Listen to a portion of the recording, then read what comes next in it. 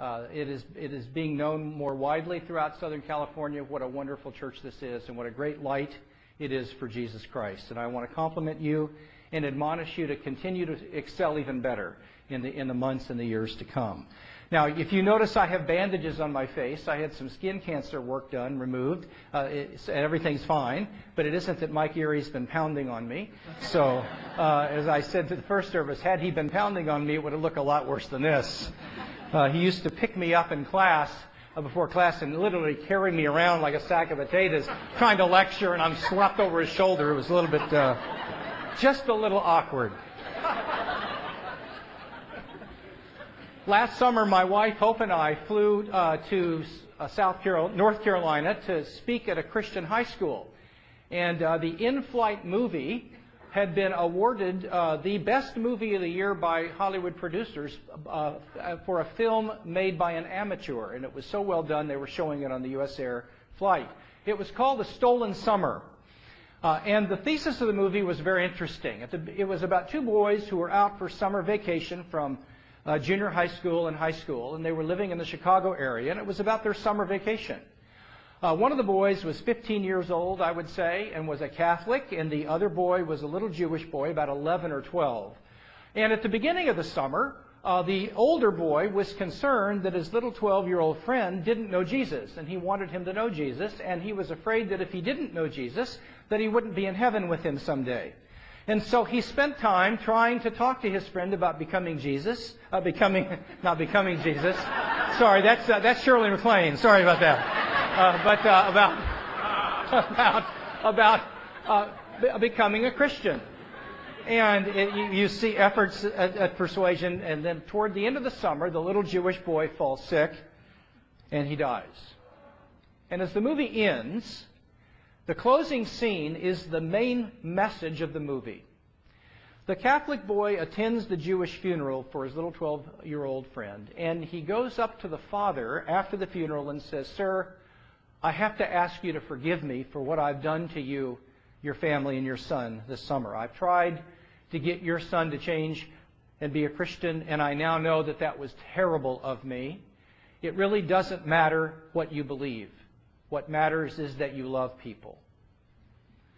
And this message, this idea that it is intolerant if you actually think that a particular view might be true, and that all views should be equally acceptable, this idea that there's something wrong with you if you believe that, is widely held by people today. Maybe you feel that way this morning. Maybe you're here and you're not sure where you stand about questions regarding God and the rest of this. And you think that perhaps all the different paths to God are just different paths that lead to the same place. And I want to say to you this morning that while I can empathize with the feelings behind that approach and behind the movie, I have to say to you this morning that I think that opinion is actually harmful and not true. And I would like for you to give me a hearing this morning about a different approach. Because you see, I don't really care where you're at this morning, whether you're a Buddhist or you claim to be a Christian, whether you're Muslim or an atheist.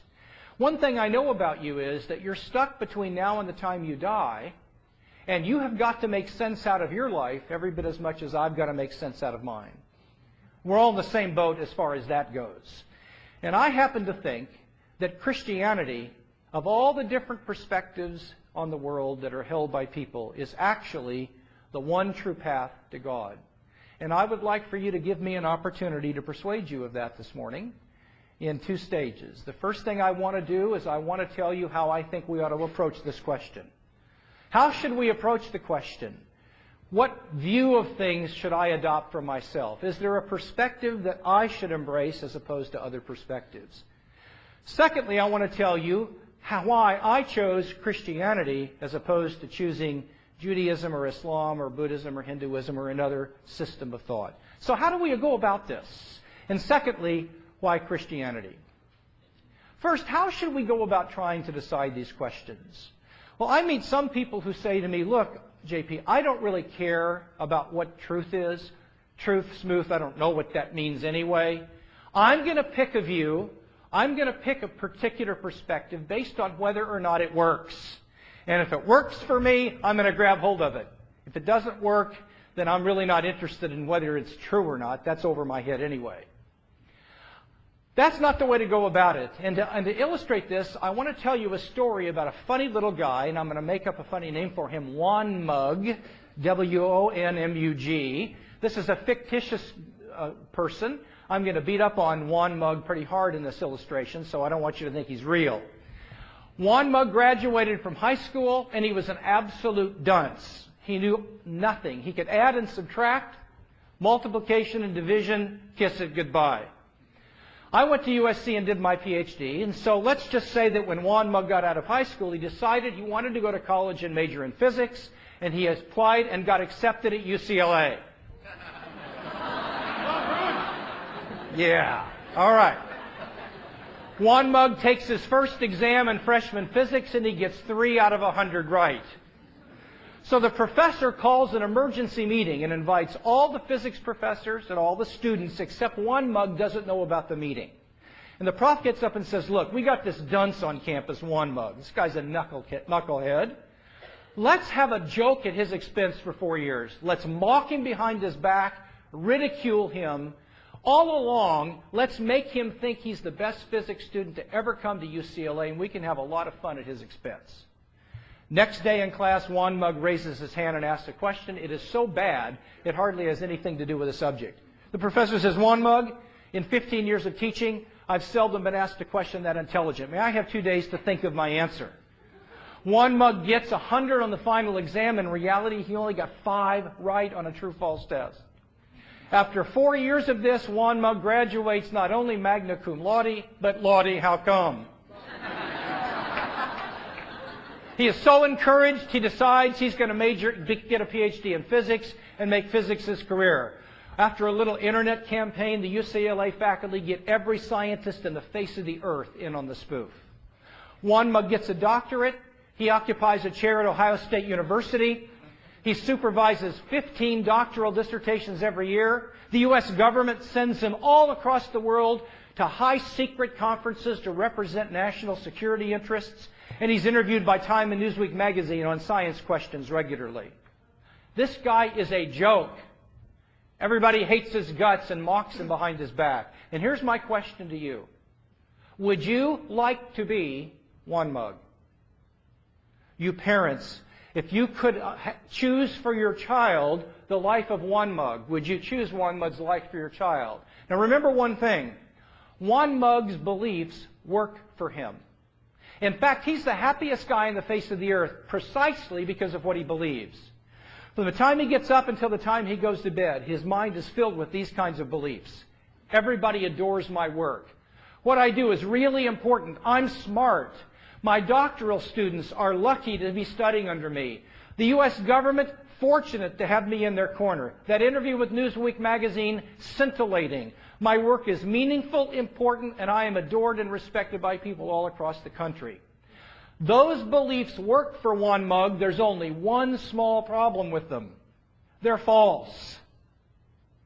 And if you are saying to me, I don't want to be a Wonmugg, then what you're telling me is there is one thing more important than whether or not a belief works and helps you, and it's whether or not the belief is true. And I want to submit to you, you don't want to be a Wonmugg when you're approaching a worldview or a perspective on how you're going to think about the world and God and so on. What you want to do as best you can is to try to find out what is true. Is it true that there's a God? Is one religion true? Is more than one true? That's what you want to do. But now, if that's your issue, if you want to know what the truth is, even if you don't like it, because sometimes the truth isn't fun. If you want to know what the truth is, even if you don't like the truth, then what you will have to do is, like I had to do early in my life, is to confront a problem. And here it is.